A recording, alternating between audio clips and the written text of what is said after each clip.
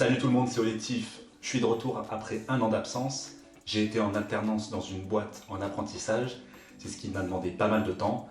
Désormais, je vais pouvoir me focaliser sur la chaîne. Aujourd'hui, je te propose une vidéo où je te présente 3 recettes qui sont très simples à faire et surtout bon marché. Je suis en train de lancer un outil gratuit qui consiste à partager du contenu privé par l'intermédiaire des emails. On parle d'un email concocté par moi-même, bourré d'informations sur des recettes insolites, sur l'alimentation saine, sur le rapport que l'on peut avoir avec la nourriture et surtout le cœur du sujet, apprendre à vaincre l'addiction à la malbouffe. Ce service, j'ai décidé de le nommer les recettes secrètes.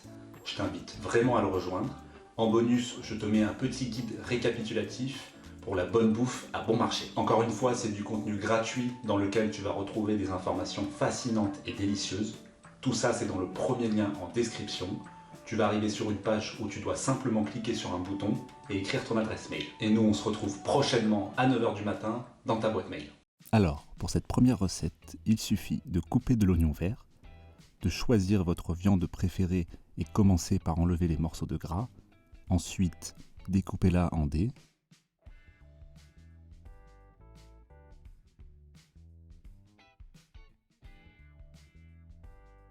Ensuite, versez les morceaux de viande dans une grande poêle et faites-les cuire avec un petit peu de matière grasse.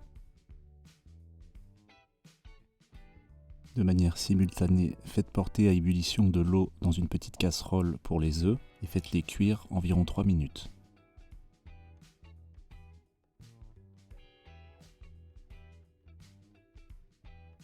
De la même manière, découpez un épi de maïs en petits morceaux.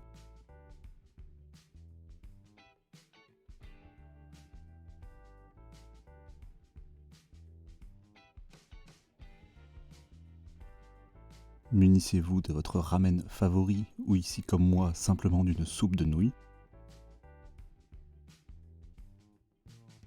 Suivez les indications sur l'emballage. Ici j'ai simplement mélangé avec de l'eau bouillante.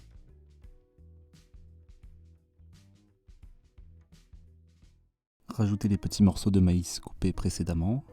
Rajoutez l'oignon vert. Rajoutez les œufs. Et enfin, rajoutez la viande.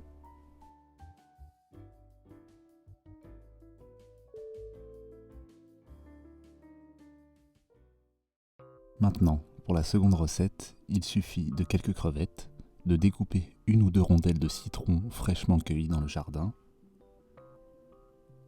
de persil plat car c'est le seul qui supporte la chaleur, déposez le tout dans une grande casserole.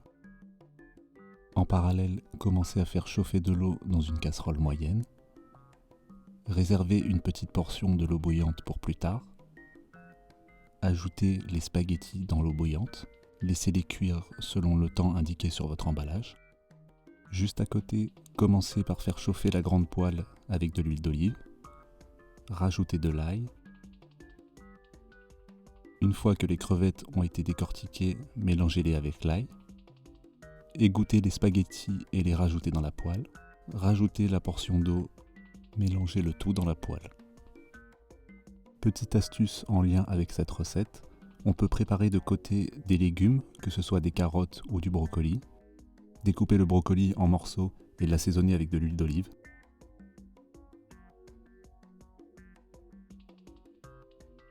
Coupez les queues des jeunes carottes à l'aide d'un ciseau et rajoutez des épices par-dessus.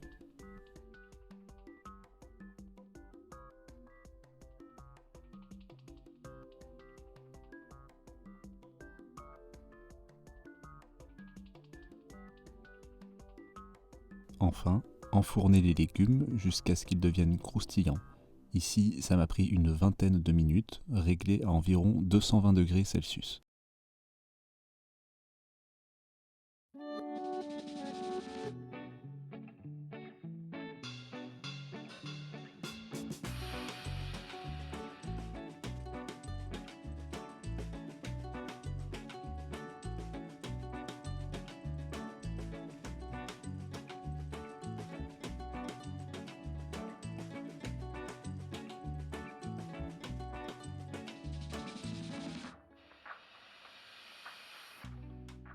Pour cette dernière recette, c'est très simple, il va nous falloir de la viande de préférence à base de porc, de haricots blancs, de jus de tomate concentré, d'une portion de pain et d'ail. Il suffit d'utiliser une casserole moyenne et de lancer à feu moyen. On peut rajouter du gros sel. On laisse porter à ébullition. Pendant ce temps-là, on peut commencer à découper quelques gousses d'ail.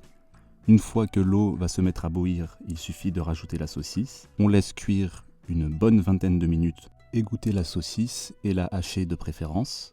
Ensuite, il suffit de rajouter la petite portion d'eau que l'on avait mis de côté tout à l'heure. Rajouter les haricots blancs ainsi que le jus de tomate concentré. Bien mélanger pour que cela soit homogène. Rajouter l'ail.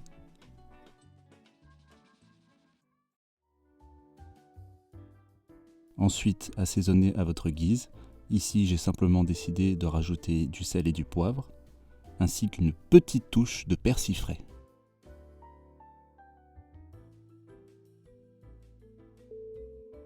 Une fois que notre morceau de pain est suffisamment grillé, on se saisit d'une magnifique cuillère à soupe et on peut enfin tartiner. Petite cerise sur le gâteau, je te conseille de rajouter un petit peu de parmesan.